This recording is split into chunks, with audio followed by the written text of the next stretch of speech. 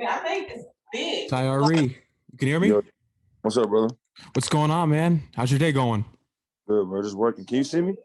No, actually, I only see like your name on the screen. Oh, there go. Start video. There we go. I heard you were caught in traffic. It's crazy out there. Yeah, nah, it was some little accident or something like that. Damn. As well as you're fine and doing well, and you made it home safe. That's all that counts. Yeah, for sure. Congrats on the new album. I gave it a good listen. Yeah, appreciate it, bro. It was fire. I love the flip that you did to Cherish Today for Sade. Oh yeah. That was fire. Yeah. I'm a huge fan of Sade and shit like that. In your opinion, do you think she's underrated? I feel as though when people mention R&B legends, she's never brought up as much as she should be. I just think Sade, like, she wasn't much of a, like, as you notice, she doesn't clear samples.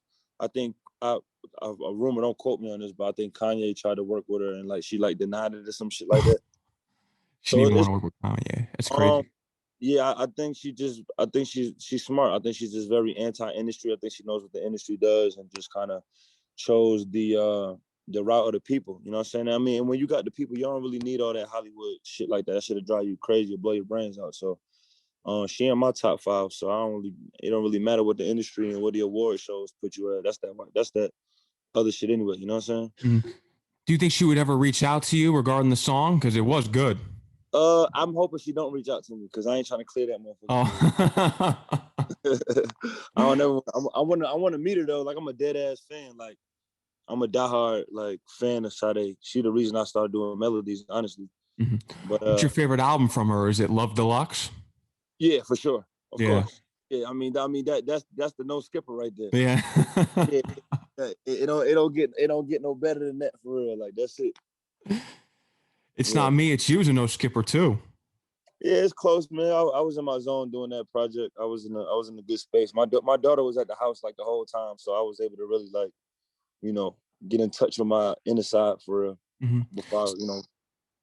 Something I noticed about your work, especially the new album, is that you're not afraid to get personal and talk about things that go on in your life, daddy issues.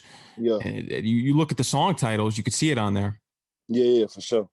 I mean, I like it personal, like, you know, like Lauryn Hill said, music is supposed to inspire, you know. So I always try to tell my story and how you doing, and just kind of because, you know, when all the billboard and all the numbers and plaques go away, like, the people got to remember you for something. So I feel like there's so many artists out here that got great music, but you don't even know who the hell they are.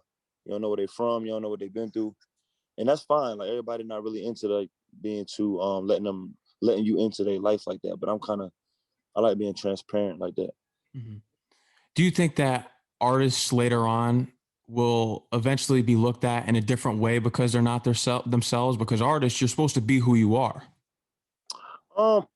I think it's deeper than just being who you is. I think you should more so, like, not only be who you are, but be who you can tolerate. You know what I'm saying? Be what you can tolerate. So, you know, if somebody on some extra weird ass shit, like, and they can't really handle the crowd giving opinions on that, I wouldn't give you the fuck I am. So I'll be like, kiss my ass. I'm not telling you shit, because if y'all attack me, then I can't handle it. But, you know, I'm more so I could deal with shit like that.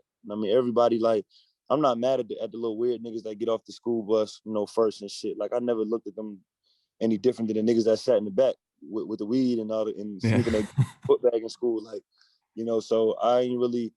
It's not like I'm gonna get off the bus and be like, you lame as hell. You wasn't in the back with us. Like, you know, it's not about that. To me, I think you should just definitely dish out what you could take. You know what I'm saying? And if you can't take that, then, you know, don't give everybody who you is if you don't really want. Because there's gonna be times where you make mistakes and people try to, you know, put words on it and tell you who you is, but you just gotta stay true to yourself and just kind of be consistent. You'll be straight. Those are the key words right there. Stay true to yourself and stay consistent. Stay true to yourself. Yeah. You're originally from the Bronx. From New York, you moved to Atlanta at the age of 9. Mm-hmm. What's it like out there in Atlanta? Because I'm still in New York. I've never been to Atlanta. Oh yeah. Oh, it's fine. It's like it's open. It's open to hustle. It's open for Southern hospitality. It's a lot of networking. It's a lot of opportunity. It's a new hot artist out here every 3 months. Now, that's a good opportunity. Like, it ain't like that in New York. You know how that shit be. Yeah. Like a new artist in New York can't even get upstairs and talk to Funk Flex. Yep. but the artists are here. We can go pull up on J Nix or ET or Fly Guy DC or Farai Simmons. We can catch them niggas 5 days a week. Yeah. And outside the building, they gonna talk to you. So I think that's why Atlanta kind of smokes other cities, because we more warm to. It's just so many times you'll bump into a nigga. That's why every nigga that got real beef that ain't no rap beef, they get shot, because it's like we outside. Like it's just a matter of time before I bump into you at the club, or a chick that I fuck with one of your partners, and she like, oh, I was just with Holmes. He live over here. You know what I'm saying? The next thing you know, your shit shot up, or you got to be real careful out here, because it's so tight with the girls, and then just like everybody that network. You know what I'm saying? You may be beefing with a nigga and be cool with another nigga, and that nigga you beefing with may be cool with the nigga you cool with.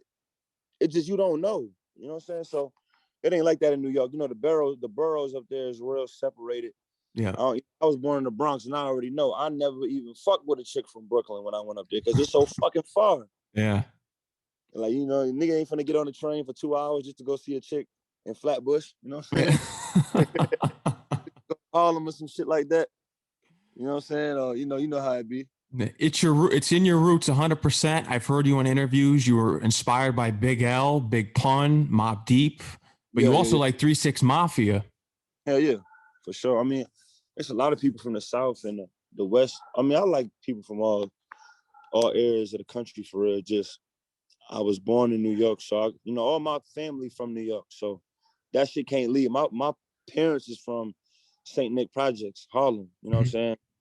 I think that's one of the first like projects where crack like originated, like in New York, right? Wow. So I got a lot of uncles that hustled, but my uncles was not only hustling, they was using it too.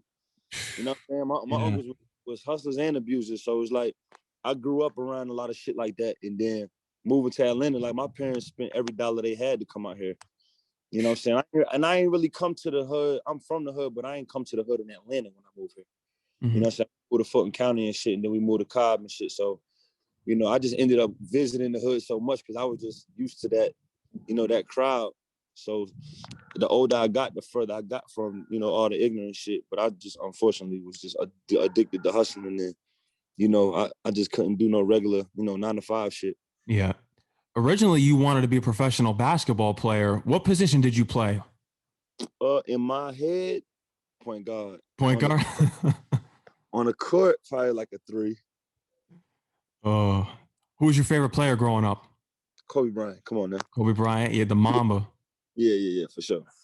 What was crazy is that the whole thing with Tiger Woods that happened yesterday, I was getting the flashbacks with Kobe, but do you think Tiger Woods is on that Kobe level? Because if we lost Tiger Woods, that's major, that's huge. He's a big athlete, but there was something about Kobe that I related more to and others related more to. I mean, you got to think as far as skill and dominance, it's, Tiger Woods is there. But as far as like even with Jordan, like Jordan is considered the GOAT, but Kobe is my GOAT in my age bracket. And then also Kobe was more personal to the people. Like Kobe has more stories with like the fans and what he stood for, and like the youth that was coming up. Jordan only really fucked with Kobe. Yeah. Kobe, I'm talking about this nigga you got Tatum, Paul George, Kawhi Leonard. They all talking about Kyrie. They're like, damn, this nigga was working out with them. And I think that Kobe's was more personal. You got stories with the fans he was talking to directly. And he was in a different time, I think. And I don't think Tiger Woods really did that. Like he did. I think a lot of Tiger Woods off the field struggles really fucked with him. And Kobe kind of, fed off of that stuff. How you doing? You think Tiger Woods can come back? Tiger Woods, man, of course. Yeah, I think he can. The thing that's bothering me, though, is, and I'm going to say it, all these white men in the industry that are pushing to get him back out on the course, it's like, don't you care about his well-being and that he's alive and that his family's around him right now? Everyone's like, oh, when's he getting back out on that course? Let the man rehab and get back to normal. That's that whole shut up and dribble shit, man. Yeah, it is 100%. It's like, they want to, they want you to be what you are for them and not for you. And I mean, once anybody sees signs of that, you just know to separate those people from reality. But like I said, Tiger's been through everything. He knows what to do and what not to do. No one needs to voice an opinion on what he should do. I'm glad he survived, and he'll make the right decision going forward. I'm pretty positive at that. Mm-hmm. He's won, dominated, lost. They said it was finished, came back, like Tom Brady style. Came back, kicked their ass again, and I'm sure he'll be fine for real. Yeah, I think he will. Talking about Kobe Bryant before, did you grow up a Lakers fan? No, Kobe. Just a Kobe fan. Bro, I'm from the Bronx, so I gotta be a Knicks fan. Yeah, unless you're Big L. I'm from New York and never was a fan of the Knicks. Knicks, yeah, no. I mean, when I first started watching basketball, you had like Chris Childs, Charlie Ward, Oh yeah, Larry Johnson, Kirk Thomas, fucking Latrell Sprewell, Allen Houston, Patrick Patrick Ewing, John Starks. Like, I grew up in that, you know what I mean? So I'm always gonna be a Knicks fan, but they just gotta tighten up. Yeah, they're doing well this year. They got a good coach. Emmanuel Quickly is the steal of the draft right now. Yeah, for sure. Yeah, it's a good look. It looked good. Yeah, it's going to be looking good for New York. Yeah. Quarantine and chill. How were you able to cope during the whole quarantine going on, even though we're still in the pandemic? I was already set up for the COVID shit. Honestly, like I already, I had got my crib in the suburbs and shit. I got my daughter, more, and then like I built a man cave in my house, so I got a studio in here. So I don't really, I already was keeping 6 feet distance these niggas anyway. You know what I'm saying? So it really didn't matter to me. I already was prepping to not be outside as much. Like I don't even do clubs like I used to. I had just started doing tours only with the venues, and I went on that tour with Black, and then I went on that tour with Eric Bellinger, and that really became my crowd, like the venues and shit, where they really just come out to see us. They ain't really out partying and shit. So it didn't really matter. Like it's the same shit. I could drop my music whenever I'm back independent and shit. So you know how I go. Mm-hmm. What was something that you learned in your experience in being signed to label, especially with Cash Money, that you were able to implement into your own independent label?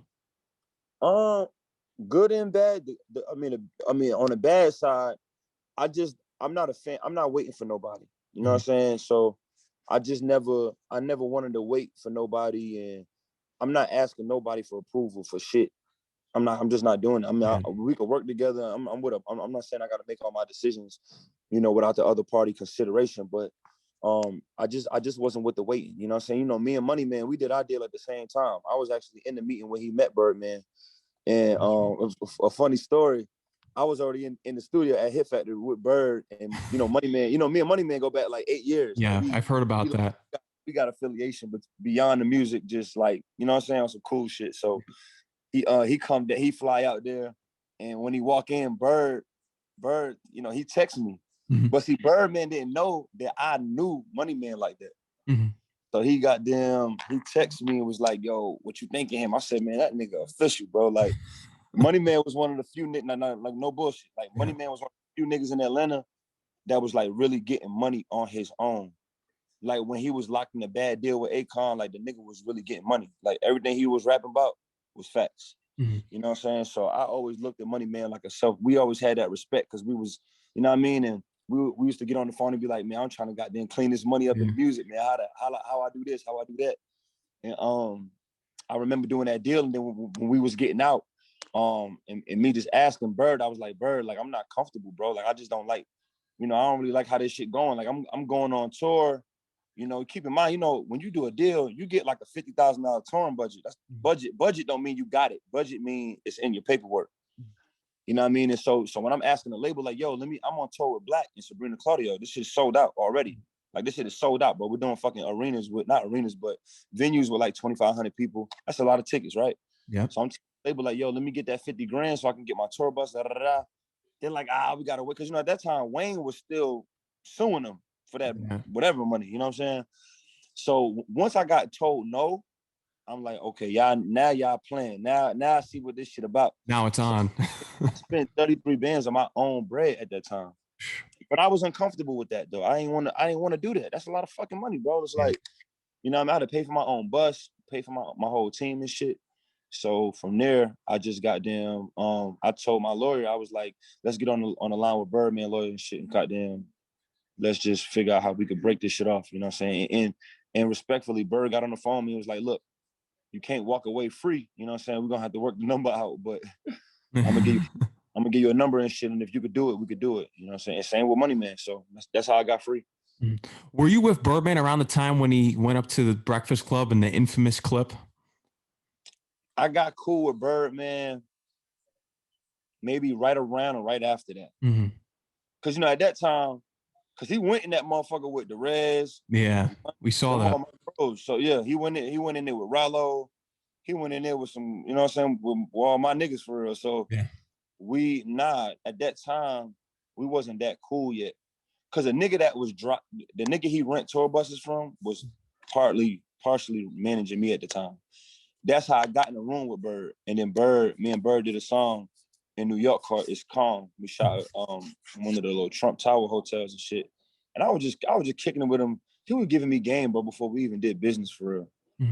So like I wouldn't trade that shit for I'm always gonna have that respect for him because we still cool to this day, even though we don't really do business no more like that. What was the most important piece of advice that Birdman gave you? It wasn't verbally. It was physically. He really say the same shit to everybody that he gives the same good game to everybody. Right? He'll tell you it's your time, nephew, to 12 different niggas a day. Right? You even hear it on Drake's Take Care, We'll Be Fine. Yeah, he'll word the same motivation, but it was a Grammy party I went to. I'll never forget this shit. And he showed me how to move. We had he had a spot to meet him at. And then it took like an hour for everybody to get there. You know what I'm saying? This nigga roll with some real street niggas. Yeah. Like that's gonna get busy. So we all meet up, take about 45 to an hour to meet up. We get to this party, a rooftop party. Everybody's in there, but probably Drake. Like everybody's in. I'm talking about, I've never seen so many celebrities on one spot. It's like these like body painted bad bitches in the front, titties out and shit, but they nipples covered up and everything. Hold on, man, I'm doing an interview. What's up, little man? And then so we walk in, and then like the CEO of Universal, we do like a red carpet. We take pictures. We walk right in, red carpet. Then we go into the section. As we go into the section, I recognize like two people that I know. I dap up. As I'm getting to the section, I turn my head. Bird is walking out. He's leaving. I'm like, bro, I know we're not finna leave, bro. This is like the biggest networking shit I've ever been to. He's leaving the party. And my little ass, I'm like, I'm not this nigga. I'm staying. I stay. Yeah. But I text him later. I said, why do you do that? He does this shit all the time. He did it. Money Man had a show at G5. Money Man walked in and didn't go in. He didn't go on stage like immediately. So Bird left. And so I asked him, I said, bro, why the fuck do you do that? And he was just like, he said, you ever see any interviews of me getting robbed or shot at? And I was like, nah. He said, that's why these niggas get hit up so much. They stay around too long. He was like, I don't give a fuck about none of this shit. Like everybody that know Bird, they see the bottles, they see the chains, but he's not really like that. He keep his family like very close, and like he don't be drinking like that. You know what I'm saying? Like he'll do something, but it won't be in the sense of him celebrating. If he want to drink, it's because he with his people doing it, but he won't do it for the camera. He'll pour it and pop it for the camera, but he won't be lit for the world to see. You know what I'm saying? Yeah, that's real. I seen that. I'm like, damn, that nigga link up longer than he stay at the party. And when I seen that, it made me move a certain way. Like as soon as I got back to the city, after that, I told all my partner, hey, bro, this is how we moving. We finna have this car here. Everybody walk in at the same time. We leave at the same time. The Sprinter be here. The security guard be in this seat in the Sprinter. You know what I'm saying? We got then get this many pistols. We got, you know what I'm saying? Yeah. Niggas gonna be some shooters. We're gonna have like 8, however many girls. We're gonna divide that by niggas by 2. However we do it, that's how he move. And I think that's probably the biggest shit I learned. The movement, because I done seen my nigga, most of my peers done got robbed, beat up, knocked out, pocket check. And I'm, God, for not saying that can't happen to nobody, but by the grace of God, that never happened to me. So I'm gonna keep it that way. Yeah. And if anything, like that, we just gonna ride it out. How it's gonna go. And thank God that something like that's never happened to you. And I tell people all the time, because people were clowning Birdman all over the internet when he did that. He was serious. Everyone took that as a joke. About what? The Power 105 interview when he pulled up there and told Charlemagne. Oh, no. That nigga wasn't playing. Yeah, he wasn't playing. But you know what's funny though? They haven't played with that nigga like that since. Exactly right. It's just like if you in the industry, that's cool. But if you really outside, it's just a circuit. Now, don't get me wrong, bro. nobody is tougher than nobody. Everybody could be. Suge Knight got his ass knocked the fuck out at a club. I mean, it's just possible, and he gangster for real. Yeah. Oh, was that the story about the barber? I think I did hear about that. Wasn't it a barber that knocked him out? I'm not. It's a nigga, and it's a nigga that everybody know could fight that knocked him out. It's a nigga that's official that knocked him out. He ain't get knocked out by no peon, but it's just certain niggas that you know that you know what I'm saying? Yeah. I'm not saying they tougher than anybody, but it's some niggas that's not with the funny shit. You know what I'm saying? And Bird is one of them. Fat Joe, you know what I'm saying? Like, oh yeah, is like, you know what I'm saying? 50, you know, Fab Partners. Like, I know, you know what I'm saying? It's some niggas that you like, but you just don't play with them for real. Yeah. You know, if it's not worth it, don't do it. You know what I'm saying? It's not gonna go too well for your family. Especially certain radio hosts. It's like, why are you playing with these guys in the industry when you need these guys to back you at the same time? They don't know no better, but they industry niggas. Yeah.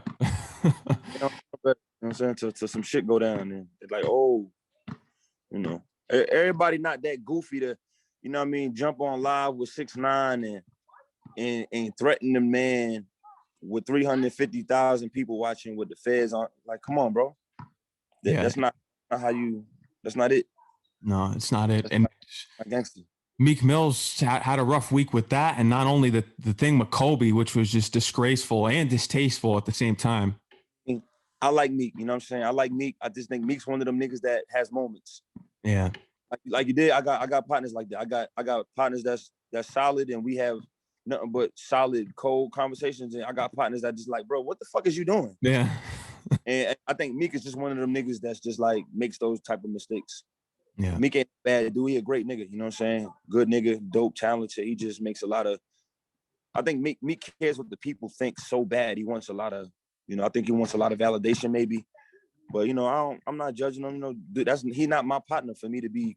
If he I'd have called him and been like, bro, come on now. Because that line that he used actually would have been not bad in like battle rap or something. You know, but I think platform, and you can't say that. Yeah. It was actually a dope line. But it's just very disrespectful, very sensitive to Kobe's family. And I just think it was bad timing. Yeah, it definitely was bad timing. I want to get into Save Me From My Karma. Do you believe in karma? For sure. What's something that you've done in life that you want to speak on that you believe that it came back to haunt you? I mean, anything. Well, probably, okay, prime example. When I first started doing music, I got a studio. I was one of the first niggas in Cobb County like to get a studio that everybody recorded at in the whole, you know what I'm saying, in the city. That's the first thing I did before I became an artist. I started my business and shit, right? Mm-hmm. But what niggas don't know is, I'm not gonna get too deep into it, but I had like $30,000 worth of equipment, but I got it the street way. You know what I'm saying? Yeah. And the way I got it was not legit. But the nigga couldn't tell me nothing back then about some dirty money. I was like, nigga, you know, I'm gonna get it how I get it. Yeah. And I was on the top of my shit, bro. And one day I left one day late night, came back in the morning, all my shit was gone. And it broke my heart because it was all I had, you know what I'm saying? And I didn't trust nobody. Like, I didn't trust my own niggas. I was on some Tupac shit. Like I was like a nigga don't even know this because I know the way they took my shit, it was too heavy to get it out quick. But they had to watch when I left and watch when I came back. So I got all my shit again. It took me about another year. I got all my shit back in the same equipment, right? And I was so paranoid though that I was sleeping. I would fake leave because there was a way you could come around the back by like bushes and come down the hill and come back into the studio the back way. But I did that shit for like 3 months. I sat in there with my pistol just waiting for a nigga to come in there. Cause I was so angry, you know what I'm saying? I was so like, I wasn't even doing music at the time. I lost my hard drive, I didn't have shit. Yeah. So I was just sitting in there waiting for a nigga to come in that motherfucker for real. Like I was just waiting for a nigga to come in there, like, and they never did. God, I'm glad though. Like I'm so, cause I know, and like I ain't never shot a nigga or killed a nigga, but I know I would have blew a nigga head off because I was so mad that a nigga would try me like that. Cause I never been robbed. But I was, you know, back then I was stealing like a motherfucker. I wasn't stealing from people though. I was like, I was hitting like, you know, like what you call it? I was hitting stores. You know what I'm saying? I was hitting stores like all day, but I would never rob nobody. So when that shit happened to me, bro, I would think that was my biggest karma, like losing that stuff. And you hear it on the really, song. You can hear it in the song too. Yeah, man, that shit hurt the fuck out of me, bro. Like I was like, damn, who did this shit? Who the fuck watched me? Like, damn, thank God they weren't on no real gangster shit. And like, you know what I'm saying? Came in there, like, damn, like I couldn't believe that shit, bro. But that was like a long time ago. That was like 2000, maybe 8 or 9, 2008 or 9 that happened. How you doing? Do you think that situation made you move in smaller circles? Because that's something that you can't trust nobody, like Tupac said. Everybody I didn't trust was gone. Everybody I didn't trust. I mean, niggas felt it though. I was doing songs about it and everything. Like niggas knew what it was. Like if it wasn't my niggas from school, it was done. Cause at that time, I used to have my shit wide open. Everybody knew me, so I was like, man, my door used to be open. Like niggas used to just pop up at the studio and just come in. Yeah, you know what I'm saying. But I knew, like niggas knew, but like my niggas, my mate fam niggas in Atlanta, I mean in Cobb, like nobody would play with us over here. You know what I'm saying? Plus Cobb kind of like it don't got that many hoods. 90% of Cobb is sweet. It's the little 10% that's like, you know, hating ass ignorant niggas in the hood and shit. So, you know, I didn't have no beef with nobody. I just, you know, I guess at that time niggas weren't really getting money at that time on this side of town, not with music. You know what I'm saying? Niggas weren't really getting money like that. You know, and it was just a good time. Like Waka was lit. Yeah, he was lit at that time, and all the Brick Squad shit. They was recording at my shit when they came. So at that time, you know, Roscoe Dash was recording at my shit. It was a lot of niggas at my studio. Eldorado Red, you know what I'm saying? All them Parlay from Franchise Boys, like they was all at my studio. So it's crazy. Yeah, so that was it was just a time where everybody was looking at me like, how's he getting everybody? Because niggas was not coming to Cobb County. You get arrested out here. Yeah. Nobody wanted to come to Cobb. So it was like, it just looked bigger than what it was, I guess, to them. Mm-hmm. Yeah. A question for you, because you are in Atlanta, and the tweet that you put out today, I'm gonna tell you like this: do not move to Atlanta because you came here and noticed everything was open and lit, and you party with your friends every day. Actually, come notice how many people came here and came up, got a bag and focused, but they dream of reality. You see, it's easy business here. Mm-hmm. That tweet, that means a lot to you. Mm-hmm.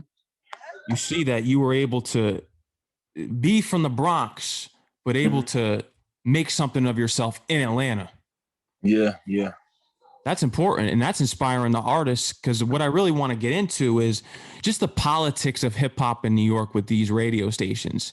I feel as though these New York radio stations, they don't back their own artists.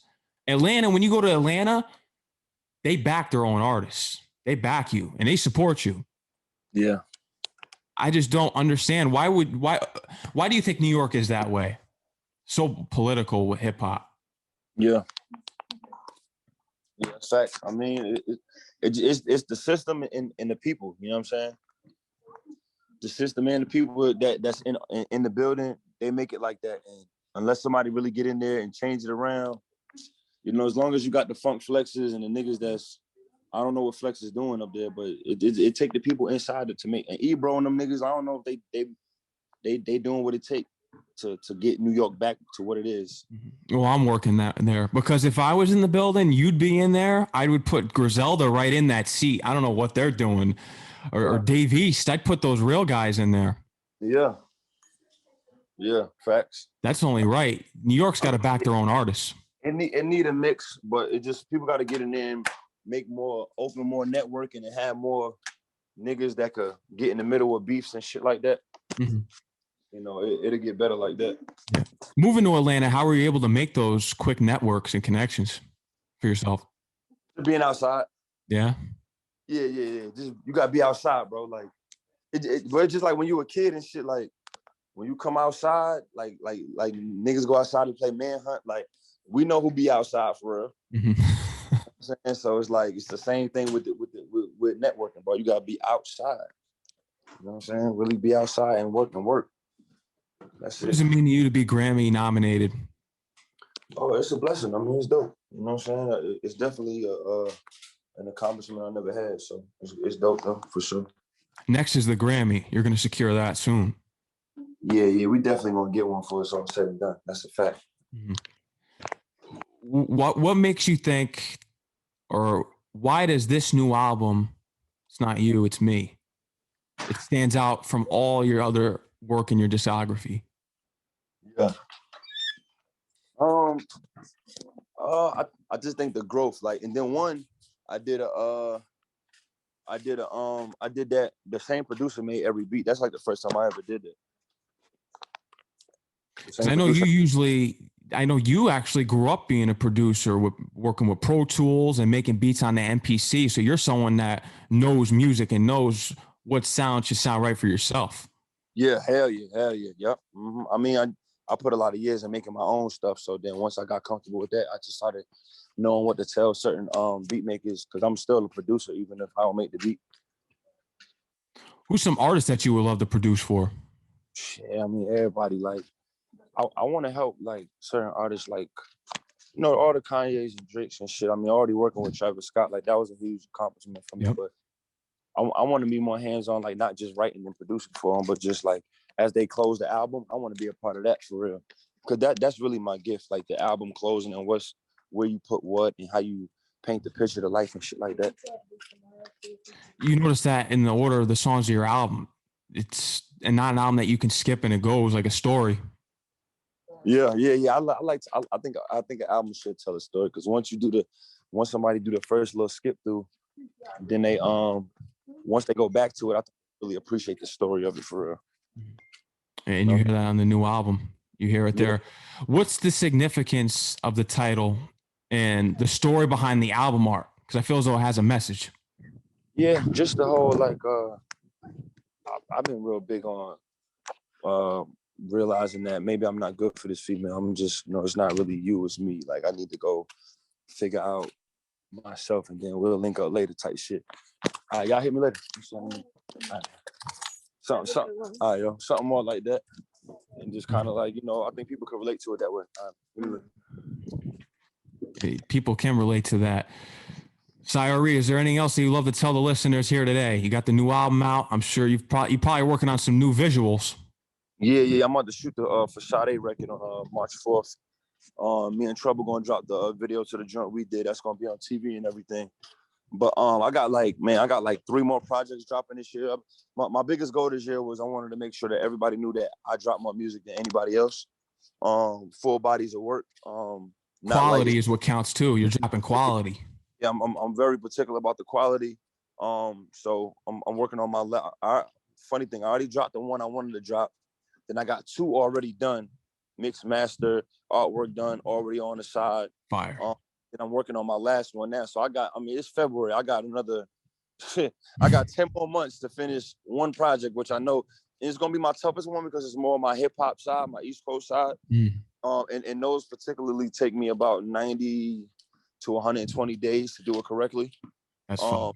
So, once I get that done, and because my last hip hop project, it did well, and it was like, I had a lot of people that like I had T.I. on there, yep. Big Crit, Shoutout to Prince, Quentin Miller, like niggas that's respected with the pen, right? Yep. So I want to keep that type of. I even had Static Select, you know what I mean? Oh yeah, shout to him. Yeah, producer joint, you know what I'm saying? So I want to keep that type of energy, and I'm gonna keep it moving like that going forward. Just look forward to the music. Any artists or